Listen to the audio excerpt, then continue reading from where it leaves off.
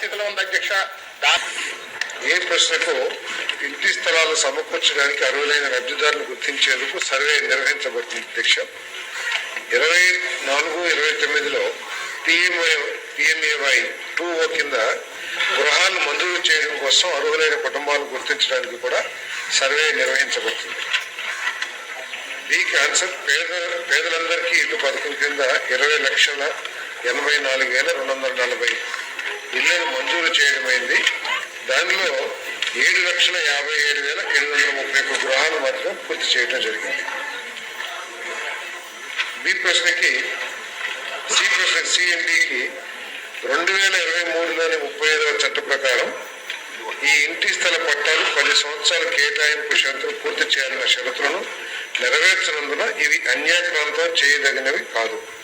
అయితే లబ్ధిదారుల ఎంపికలో, భూమి సేకరణలో మరియు భూమి పూలింగ్లో అవకతవకలు జరిగాయని నివేదించబడింది. వీటిని విచారించడం జరుగుతుంది. ఓకే అండి. బలరామకృష్ణ గారు. ధన్యవాదాలు అధ్యక్ష. ఈ యొక్క పేదలందరికీ ఇల్లు అనే స్కీమ్లో గవర్నమెంట్ కి సంబంధించినటువంటి వివిధ డిపార్ట్మెంట్కి అలాట్ చేసిన భూములు కూడా ఈ యొక్క పేదలందరికీ ఇల్లు అనే స్కీమ్లో ఆ డిపార్ట్మెంట్కి ఏ విధమైన ఇన్ఫర్మేషన్ లేకుండా పట్టాలు ఇచ్చేశారు అధ్యక్ష.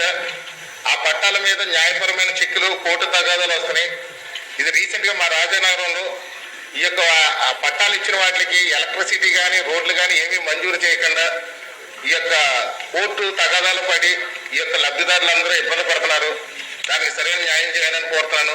అదేవిధంగా ఈ పట్టాలన్నీ కూడా చాలా వరకు దళారుల దగ్గర ఉండిపోయినాయి అధ్యక్ష. మధ్యలో వైసీపీ నాయకులు అప్పుడు ఎవరైతే ఉన్నారో వాళ్ళందరి దగ్గర పెట్టుకుని డబ్బులు కమ్ముకోవడం, లేదా ఆ పట్టాలనంతా కూడా వేధించి ఇచ్చారు అధ్యక్ష. ఇప్పటికీ కూడా పట్టాలు ఈ యొక్క వైసీపీ నాయకుల దగ్గరే ఉండిపోయినాయి.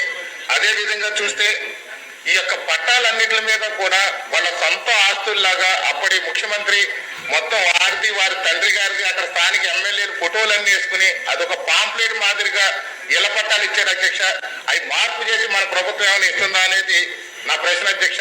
అదే విధంగా చూస్తే ఈ పట్టాలన్నీ కూడా చాలా అవకతవకలు ఉన్నాయి అధ్యక్ష. ఏదైనా సక్రమైన రీతిలో లేదు, సంతకాలు లేవు MROది. అదే విధంగా పట్టాలు సక్రమంగా లేవు, పట్టాలు ఎక్కడిచ్చారో కూడా తెలియదు. ఈ యొక్క అంతా కూడా అయోమయం పరిస్థితిలో ఉంది అధ్యక్ష. దాని మీద సరైన ప్రణాళిక ఏదైనా ప్రభుత్వం దగ్గర ఉందా అని అడుగుతున్నాను అధ్యక్ష.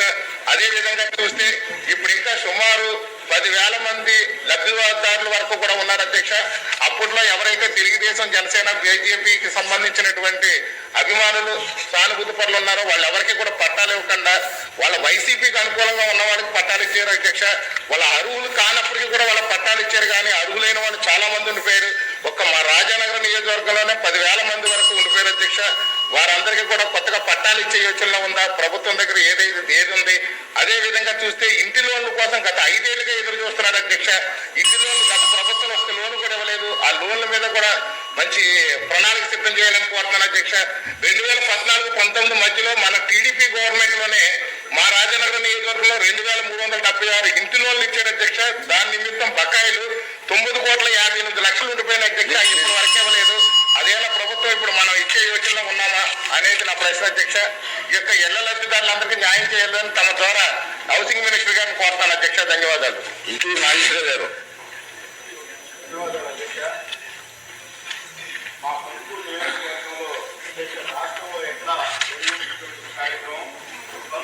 జగనన్న లేఅవుట్ అని చెప్పి రాష్ట్రంగా 1 సెంట్ లేఅవుట్, కందుకూరులో మాత్రం అప్రూవ్డ్ లేఅవుట్ లేకుండా 2 సెంట్లు పట్టాలు ఇవ్వడం జరిగింది అధ్యక్ష. 711 ప్లాట్లు 30 ఎకరాల్లో 40 కోట్ల రూపాయల ప్రాపర్టీ అధ్యక్ష. అది 2 సెంట్ల ప్రకారం 711 ప్లాట్లు వచ్చినాయి. దాంట్లో 500 ప్లాట్లే ఇచ్చి రిమైనింగ్ 200 ప్లాట్లు కూడా రెవెన్యూ వాళ్ళ దగ్గర పెట్టుకొని అది వాళ్ళకి అవసరమైన ఎవరైతే సోదరులు చెప్పినట్టు దళారులు పెట్టుకొని అవి అమ్ముకోవడం జరుగుతున్నది అది అధ్యక్ష. ఈ విధంగా సర్వే నెంబర్ కూడా పర్చేసి లేని సర్వే నెంబర్ వేసి 711 ప్లాట్లు తయారు చేసి అప్రూవల్ లేకుండా గవర్నమెంట్ పరిస్థితి అధ్యక్ష. 40 కోట్ల రూపాయల ప్రాపర్టీ అన్యాక్రాంతం. దీని మీద మంత్రివర్యులు తమ ద్వారా తమ చర్యలు తీసుకొని పూర్తిగా విచారణ జరపాలి అధ్యక్ష. ఈ రోజు కూడా అప్రూవల్ లేదు అధ్యక్ష. ఇది చాలా అవినీతి జరిగింది అధ్యక్ష. ఎవరు లబ్ధిదారులు ఎవరనేది కూడా ఈ రోజు కూడా క్లారిటీ లేదు. 500 మందికి ఇచ్చారు. రిమైనింగ్ 200 ప్లాట్లు ఏం చేశారో కూడా తెలియని పరిస్థితి ఉంది అధ్యక్ష. సురేష్ గారు. సురేష్ గారు. ధన్యవాదాలు అధ్యక్ష. మా నియోజకవర్గంలో అత్యధికంగా పేదలు ఉండే నియోజకవర్గం అధ్యక్ష. పెద్ద కోరికలే కోరట్లేదు పేదలు. కేవలం ఉండేదానికి ఇళ్ళు, కనీసం వర్షం వచ్చినప్పుడు మన ఇంట్లోకి నీళ్లు రాకుండా పైన వచ్చే నీళ్లు పైన కురవకుండా ఇంతవరకే అడుగుతున్నారు అధ్యక్ష. అది కూడా జరిగే సందర్భం లేదు గత ప్రభుత్వంలో. కానీ దాదాపుగా 77 ఏళ్ళైంది స్వాతంత్రం వచ్చి ఈ రోజు కూడా ఇంకా పూరి గుడిసెల్లో కానీ చిన్న చిన్న పక్కలు వేసుకుని ఉంటే పేదలు ఎంతో మంది ఉన్నారు మా దగ్గర. గత ప్రభుత్వంలో 7,049 ఇళ్లు శాంక్షన్ చేయడం జరిగింది అధ్యక్ష. వాటిలో కేవలం 9% మాత్రమే కంప్లీట్ చేశారు. బిలో బేస్మెంట్ లెవెల్ 2,772 ఇళ్లు బిలో బేస్మెంట్ లెవెల్లోనే ఉన్నాయి అధ్యక్ష. మూడో ఆప్షన్ సెలెక్ట్ చేసుకున్నారు పేదలందరూ. కాంట్రాక్టర్స్ కట్టిస్తారని చెప్పి కాంట్రాక్టర్స్ పూర్తిగా 26 ఇళ్లు మాత్రమే కట్టించగలిగారు అధ్యక్ష. దాదాపుగా 2,000 పైచలకు వాళ్ళు కాంట్రాక్టర్స్ ఇస్తే దీని మీద ఒకసారి దృష్టి పెట్టి మనం వాళ్ళందరికీ న్యాయం చేయాల్సిన అవసరం ఉందని తన ద్వారా విజ్ఞప్తి చేస్తాను అధ్యక్ష. ప్రశాంత్ గారు. ధన్యవాదాలు అధ్యక్ష. తెలుగుదేశం పార్టీ ఆవిర్భావంలో ఉన్న మూల సిద్ధాంతం ప్రతి పేదవాడి నివాసయోగ్యమైన ఇల్లు ఉండాలి అనేది మనందరికి తెలుసు అధ్యక్ష. గత ప్రభుత్వంలో ఇది అస్సలు ఎవరికి కూడా అందుబాటులో లేకుండా ప్రతి ఒక్క ఏ పేద కాలనీకి వెళ్ళినా ఎస్టీ ఎస్సీ కాలనీస్కి వెళ్తే వాళ్ళు ఇల్లు లేక ఎవరు మనం అడిగిన ఇవి అప్పుడు తెలుగుదేశం ప్రభుత్వంలో కట్టించిన ఇళ్ళమ్మా ఇప్పటి వరకు మాకు మళ్ళీ ఇది లేదు, మా కుటుంబాలు పెరిగిపోయాయి, మాకు ఇంకా కొంచెం ఒక్కొక్క దాంట్లో 10 మంది అట్లా ఉంటున్నాము అని చెప్పి ప్రతి ఒక్కరూ అడుగుతున్నారు అధ్యక్ష. అదే విధంగా వాళ్ళు కాలువలు లేక ఆ ఇల్లు మోకాళ్ళ లోతు నీళ్ళలో మునిగిపోతున్నాయి అధ్యక్ష. దానివల్ల మనం వాళ్ళకి తిరిగి కొత్త ఇల్లు మనం ఎంత తొందరలో మనం ఇవ్వగలమో అది చేస్తే మనకి చాలా బాగుంటుంది అధ్యక్ష. అదే విధంగా కాంట్రాక్టర్లు వాళ్ళని ఇల్లు ఖాళీ చేపించి గత ప్రభుత్వంలో వైఎస్ఆర్సీపీ ప్రభుత్వంలో ఇల్లు ఖాళీ చేపించేసి వాళ్ళని మేము కట్టిస్తామని వాళ్ళు కాలువ గట్టుల మీద గుడిసెలు వేసుకున్నారు అధ్యక్ష. మనము వెళ్ళి ఇప్పుడు సగం కట్టేసి కాంట్రాక్టర్లు అందరూ పారిపోయినారు అధ్యక్ష. కాబట్టి కాంట్రాక్టర్ల మీద తగు చర్యలు తీసుకోవాలని, వాళ్ళందరూ పేదవాళ్ళు 60-70 వేలు కూడా పెట్టుకోవడానికి వాళ్ళకి ఎన్నో రోజులు పట్టింది అధ్యక్ష. అది తీసుకెళ్లి కాంట్రాక్టర్కి ఇచ్చి ఆ కాంట్రాక్టర్ అది తీసుకొని వెళ్ళిపోయాడు. వాళ్ళేమో ఇంకా గుడిసెల్లోనే ఉన్నారు. అదే విధంగా స్థలాలు కూడా అంతే అధ్యక్ష. ఎగ్జాంపుల్ బుచ్చిరెడ్డిపాలెంలో 2,300 ఇళ్ల ప్లాట్లు ఇస్తే అందులో 900 ప్లాట్లకి ఇప్పటి వరకు కూడా లెక్కలేదు అధ్యక్ష. ఎవరికి ఇచ్చారో ఏ నాయకుడు తీసుకున్నాడో కూడా ఈ రోజుకి లెక్కలేదు అధ్యక్ష. ఇవన్నీ కూడా మంత్రి గారు తగు చర్యలు తీసుకోవాలని చెప్పి కోరుకున్నా అధ్యక్ష. మాధవి గారు. Sir 1 minute sir please. ఈ సాంప్రదాయం మంచిది కాదండి. మనోహర్ గారు ప్లీజ్ వెళ్ళమ్మా, 1 నిమిషం కూర్చోండి. కూర్చోనమ్మా. పిలిచాను. ఇది మనోహర్ గారు మీరు ఆలోచించాలి. మీరందరూ కూడా ఉండమ్మా. ఆమెని పిలిచాను, మిమ్మల్ని కాదు ఆమెని పిలిచాను. సాంప్రదాయం బాగోలేదు సార్. ఇదేంటే సిగ్నేచర్ పెట్టినటువంటి సభ్యుల కంటే సిగ్నేచర్ పెట్టిన సభ్యులందరూ కూర్చునే ప్రశ్న వేస్తారు. 1 or 2 ఇవ్వచ్చు కాదంట్లే. ఒక కూర్చుని సిగ్నేచర్ లేని వాళ్ళు 5-6 స్లిప్పులు పంపిస్తే ఎట్లా సార్? టైం తీసుకుంటామండి, మొగమాటం లేకుండా తీసుకోగలం. కానీ మన వాళ్ళు అంతా మన వాళ్ళే కాబట్టి చెప్తున్నానండి.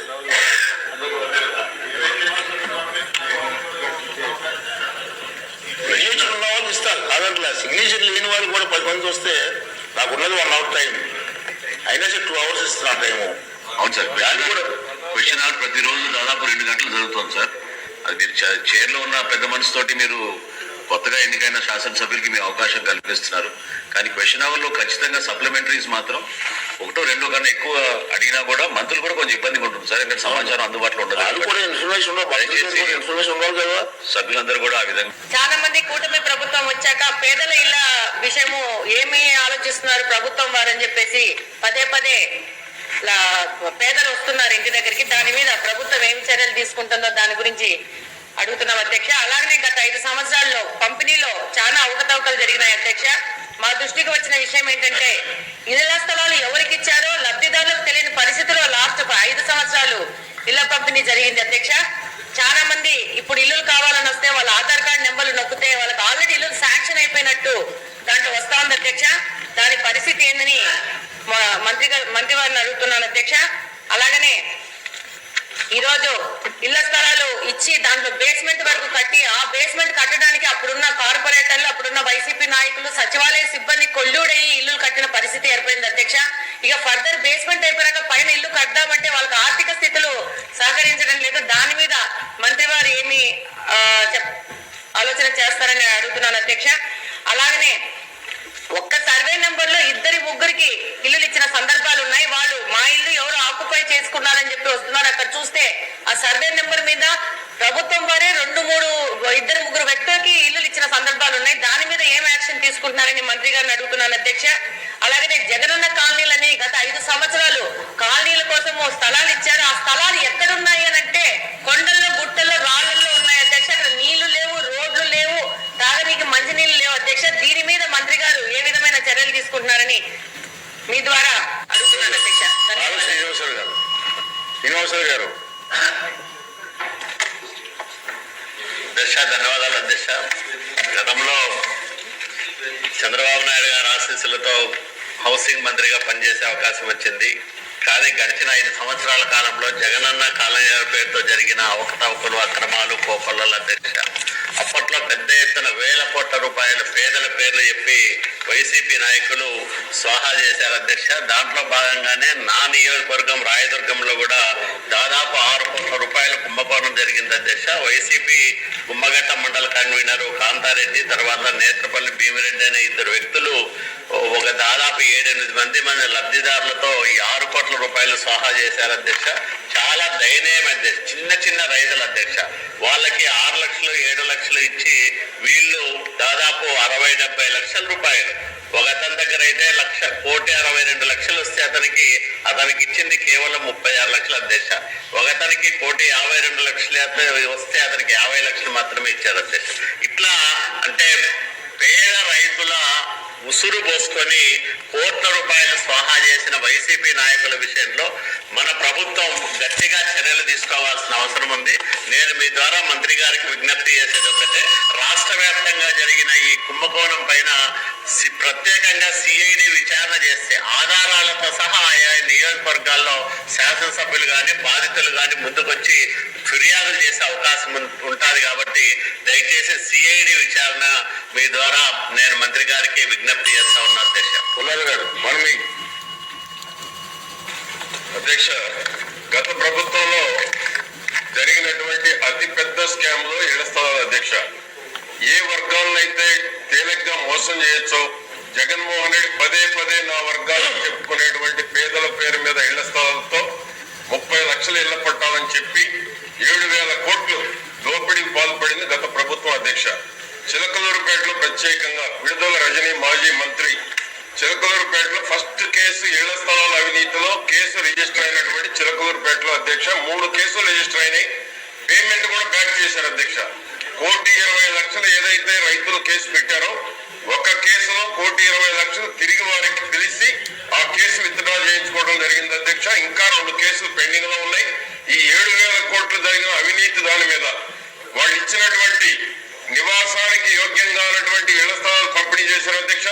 30 లక్షల ఇళ్ల స్థలాల్లో ఎంతమంది ఇళ్లు కట్టుకున్నారు, ఎంతమంది ఇళ్లు కట్టుకోలేదు, నివాస యోగ్యం కానటువంటి భూములు పంపిణీ చేశారు. 7,000 కోట్ల అవినీతి మీద మా కాలువ శ్రీనివాసరావు గారు చెప్పినట్టు సిఐడి విచారణ లేకపోతే న్యాయ విచారణ మేము మీ ద్వారా హౌస్ కమిటీ మీ ద్వారా మేము కోరుతా ఉన్నాం అధ్యక్ష. తప్పకుండా చిలకలూరుపేటలో మేము విడుదల రజనీ చేసిన అవినీతిని నిరూపించడానికి మేము సిద్ధంగా ఉన్నాం అధ్యక్ష.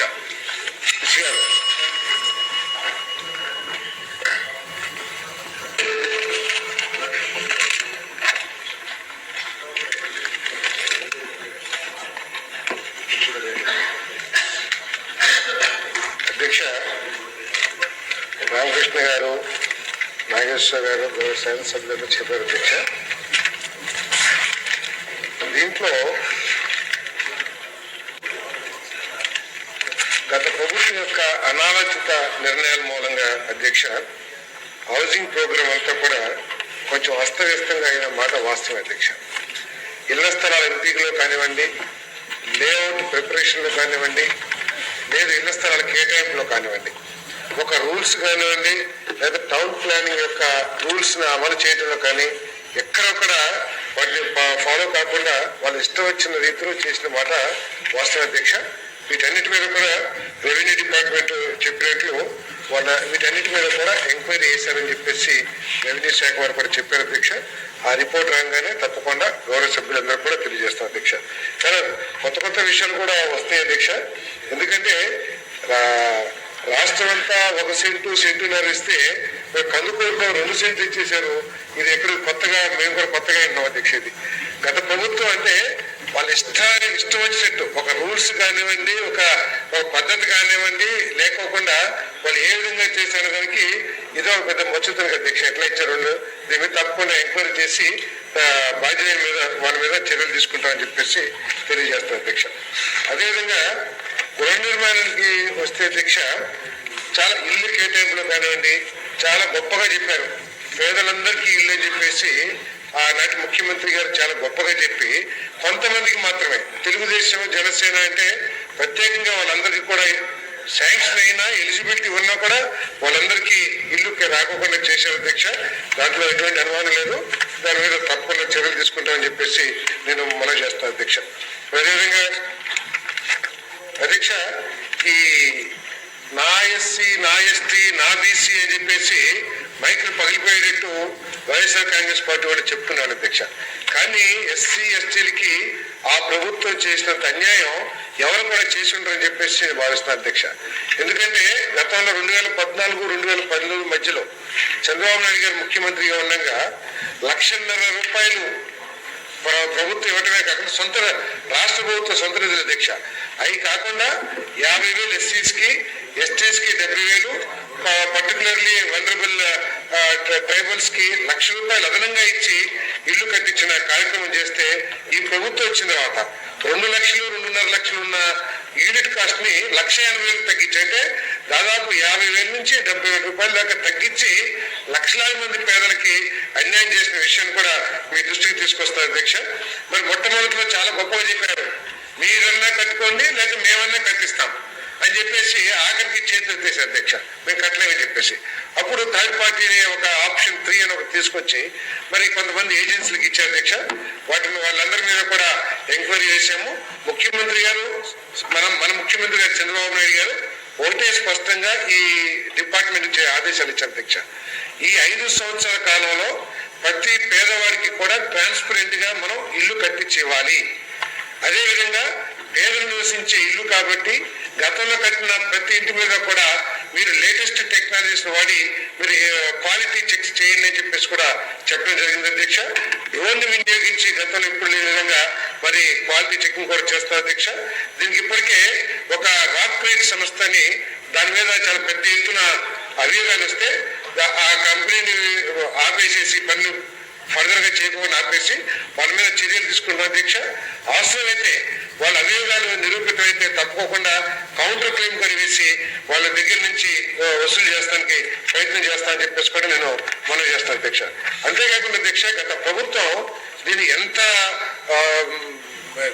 విధానాలు లేకుండా అమలు చేసిందంటే కేంద్ర ప్రభుత్వం ఇచ్చే నిధులు కూడా ₹3,180 పూర్తిగా డైవర్ట్ చేసింది అధ్యక్ష. ఎక్కడ వాడింది కూడా తెలియకోకుండా ఎదుర్కోవాల్సిన పరిస్థితి వచ్చింది అధ్యక్ష. ఒకవేళ అదే నిధులు కనుక హౌసింగ్ డిపార్ట్మెంట్ కి ఏదైతే కేంద్ర ప్రభుత్వం ఇచ్చిందో ఆ నిధులనే కనుక ఇన్ఫ్రాస్ట్రక్చర్ ఇటువంటి వాటికి వాడుకున్నట్లయితే ఈ రోజు లేఅవుట్స్ లో ఇటువంటి పరిస్థితి వచ్చేది కాదనేది వాస్తవం కూడా నేను మనవి చేస్తాను అధ్యక్ష. ఆఖరి కేంద్ర ప్రభుత్వం ఏ స్థాయికి వెళ్ళిందంటే ఈ ప్రభుత్వం ఈ విధంగా దుర్వినియోగం చేస్తున్న మా నిధులన్నింటినీ చెప్పినా పట్టించుకోవట్లేదని చెప్పేసి దాదాపు ₹48 కోట్ల ఎంతో పెనాల్టీ కూడా పిన్ ఇంట్రెస్ట్ ద్వారా పెనాల్టీ వేసి వసూలు చేశారని చెప్పేసి కూడా మీ దృష్టి 28 కోట్ల అధ్యక్ష తీసుకొచ్చారని చెప్పేసి మీకు మనవి చేస్తున్నారు అధ్యక్ష.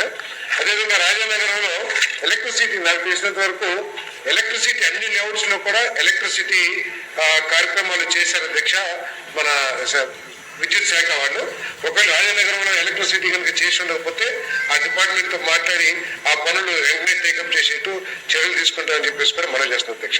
అధ్యక్ష, పట్టాలన్నీ దళారుల దగ్గరే ఉండిపోయినని చెప్పేసి చాలా మంది గౌరవ సభ్యులు చెప్తున్నారు అధ్యక్ష. మరి ముఖ్యమంత్రి గారికి కూడా చెప్పాం. ముఖ్యమంత్రి గారికి చెప్తే మన చంద్రబాబు నాయుడు గారికి వారు ఎక్కడైనా సరే పట్టాలు పంపిణీ చేసి ఉండకపోతే ఆ పట్టాలని మన ప్రభుత్వ నిబంధనల ప్రకారం, మన ప్రభుత్వ ఆలోచన ప్రకారం ఇమీడియట్ గా డిస్ట్రిబ్యూట్ చేయండి. ఆ డిస్ట్రిబ్యూషన్ లో ట్రాన్స్పరెన్సీ ఉండాలని చెప్పేసి కూడా చాలా స్పష్టంగా చెప్పారని చెప్పేసి నేను మనవి చేస్తాను అధ్యక్ష. అదేవిధంగా 10,000 మంది ఎలిజిబుల్ ఉన్నారని చెప్పేసి మరి ఎమ్మెల్యే గారు చెప్పారు రామకృష్ణ గారు. తప్పకోకుండా మీ అందరికీ మనవి చేసేది ఏంటంటే ఇప్పటికే సర్వే మొదలు పెట్టాం. తమరు కూడా హౌసింగ్ డిపార్ట్మెంట్ అవసరమైతే అధ్యక్ష ప్రతి డిస్ట్రిక్ట్ లో కూడా గౌరవ శాసనసభ్యులు టైం తీసుకుని, గౌరవ మంత్రులు టైం తీసుకుని రివ్యూ పెట్టారు అధ్యక్ష. మీరందరూ కూడా ఎంతమంది ఉంటే అంతమందికి ఎలిజిబిలిటీ మన లిస్టులు ఇస్తే వాటిలో ఎలిజిబిలిటీ చెక్ చేసి వాళ్ళందరికీ కూడా ఇల్లు కేటాయించే కార్యక్రమం చేస్తామని చెప్పేసి కూడా ఈ సందర్భంగా తెలియజేస్తారు అధ్యక్ష. PMAY 2.0 అని చెప్పేసి కొత్త స్కీమ్ మార్చి నుంచి స్టార్ట్ అవుతుంది. సర్వీస్ మొదలుపెట్టాం కాబట్టి దయచేసి దీన్ని తప్పుకోకుండా అందరు గౌరవ సభ్యులు కూడా వినియోగించుకోవాలని చెప్పేసి మనం చేస్తున్నాం అధ్యక్ష. అదేవిధంగా 2014-19 బకాయిలు ఉన్నాయని చెప్పారు అధ్యక్ష. ఇది నిజంగా చాలా దారుణమైన విషయం అధ్యక్ష. దీంట్లో 2014-19 ఎన్టీఆర్ హౌసింగ్ ఒకటే కాదు అధ్యక్ష, PMAY సెంట్రల్ గవర్నమెంట్ అసిస్టెన్స్ తో జరిగిన ఇళ్ల నిర్మాణం కూడా జరిగింది అధ్యక్ష. కేవలం ఆ రోజు ఏం చెప్పేవాళ్ళంటే చంద్రబాబు గారు ఇచ్చారు కదా ఇళ్ళకి అడుక్కోండి అని చెప్పేసి నిర్దాక్షిణ్యంగా దుర్మార్గంగా వాళ్ళకి పేమెంట్లు ఆపేసిన మాట వాస్తవం అధ్యక్ష. మరి ముఖ్యమంత్రి గారు ఎన్నికల్లోనే వారి దృష్టికి తీసుకెళ్ళారు అధ్యక్ష. నేను తీసుకెళ్లాను, చాలా మంది కూడా తీసుకెళ్ళింటారు. ఎన్నికల్లోనే అనౌన్స్ చేశారు మన ప్రభుత్వం వస్తుంది, ఈ ఎవరికైతే అన్యాయం జరిగిందో వాళ్ళందరూ కూడా పేమెంట్ ఇస్తామని చెప్పేసి చంద్రబాబు గారు ప్రకటించారు అధ్యక్ష. ఆ ప్రకటన ప్రకారమే మరి ఆదేశాలు కూడా ఇచ్చారని చెప్పేసి మనం చేస్తాను. 2014-19 మధ్యలో జరిగిన హౌసింగ్ ప్రోగ్రామ్ ఏదైతుందో స్టేజెస్ ఏ స్టేజ్ లో ఉన్నాయి, కంప్లీట్ అయినాయా లేదా, వాళ్ళకి ఎంత పేమెంట్ వచ్చింది, వీటన్నిటి మీద కూడా సర్వే స్టార్ట్ అయింది అధ్యక్ష. త్వరలో వాళ్ళకి పేమెంట్ కూడా ఇచ్చి రిలీజ్ చేసే కార్యక్రమం చేస్తామని చెప్పేసి కూడా మనం చేస్తాం అధ్యక్ష. అదేవిధంగా ఫోటోలు వేసుకున్నారు అని చెప్పేసి చెప్పారు అధ్యక్ష. ఆ ఫోటోలు పిచ్చి ఈ రాష్ట్ర ప్రజలందరూ కూడా తెలిసిందే. తప్పకుండా ఆ ఫోటోలు తీసేసే కార్యక్రమం కూడా చేస్తామని చెప్పేసి ఈ సందర్భంగా తెలియజేస్తాం అధ్యక్ష.